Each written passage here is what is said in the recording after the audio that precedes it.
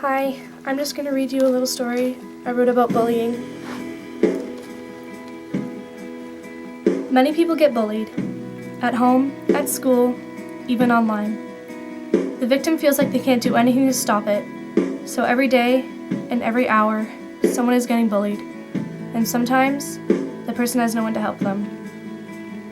They either keep the situation to themselves because they're scared to tell what's going on. That person goes home to either family abuse, online bullying, or self-harm. No one knows what happens to the victim because behind a wall, they can't break through. They're trapped. They're scared to go to school because they don't want anyone to see the bruises and the cuts. They don't want anyone to ask what's going on. They don't even think that anyone cares. They put into their mind that they're not wanted and not loved. After all the name-calling and all the bullying, they don't love themselves anymore.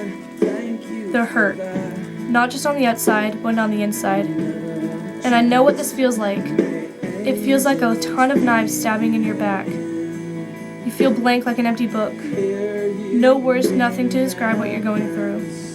You tell yourself negative things to make yourself feel worse because that's what you think you deserve. Pain and guilt. All of those nasty things those people said to you race through your mind, and they never stop. You want to fall back and have that feeling of someone catching you, so you feel that someone actually cares and that they don't want you to fall. But no one's there. You feel alone, empty, dying to tell someone what's going on, but it's almost like you've lost your voice, trying to speak, but no words come out. You're like a volcano ready to burst, but you never do. Repeating all those words in your head, trying to run away from them. But when you're almost at the finish line, you start to slow down, lose your breath, and all those words catch up to you and hit you again.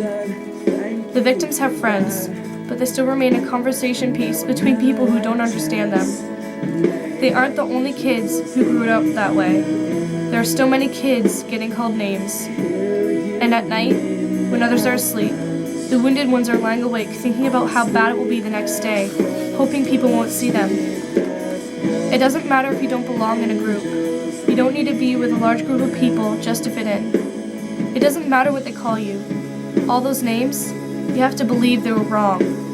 Why would you still be here if you didn't belong? You're here because you do belong. Before you can move on, you need to love yourself. Stand up tall. Believe you are beautiful in every way possible. You need that belief that you are not what you were called. They were wrong. And if you don't think you're beautiful, get a better mirror. Look a little closer. You realize there's so much more beauty in you than you thought there was. Those people who called you names, they don't see your heart before they see your skin. But other people do. Other people know how truly amazing you are. And there's no reason to change, because the person you are now is who you're meant to be.